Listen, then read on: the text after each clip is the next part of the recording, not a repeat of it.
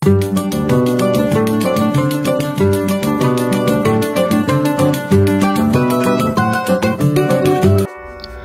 Viewers, আজকে আমরা আদিনামুরা দরবার শরীফের উদ্দেশ্যে রওনা হয়েছি। ওয়াসকরণী পাগলার আস্তানা দেখার জন্য আমাদের সাথে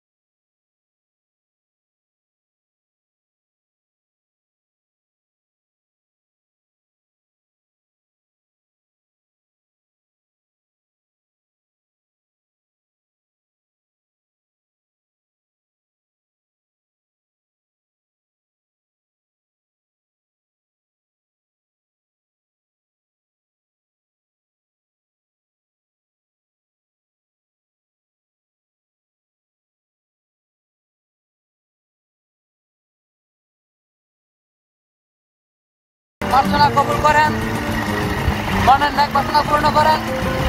অনেক আশাবাদী হয়ে আমরা আদিনামুরা দরবার শরীফে আমরা এখন রওনা দিচ্ছি।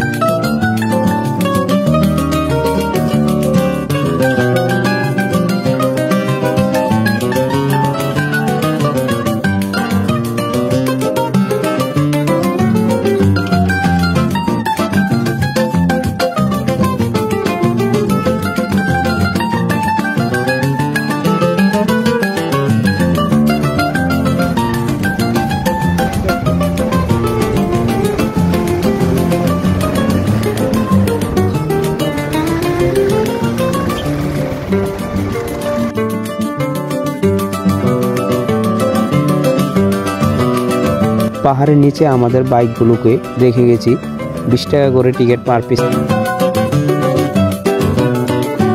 আসসালামু আলাইকুম বিয়াস, আমরা চলে আসছি আদিনামুরা দরবার শরীফে। আমরা উপরের দিকে যাচ্ছি। ওয়াসকরণী রহমতুল্লাহর আস্তানা হযরত শাহ কামাল জামি রহমতুল্লাহর দরবার শরীফে আমরা এই মুহূর্তে উপস্থিত হয়েছি এবং এই ফটক আমরা অতিক্রম করলাম। আমরা এখন সিঁড়ি বেয়ে আস্তে আস্তে করে হযরত কামাল জামি রহমতুল্লাহ মাজার শরীফ আমরা উঠছি।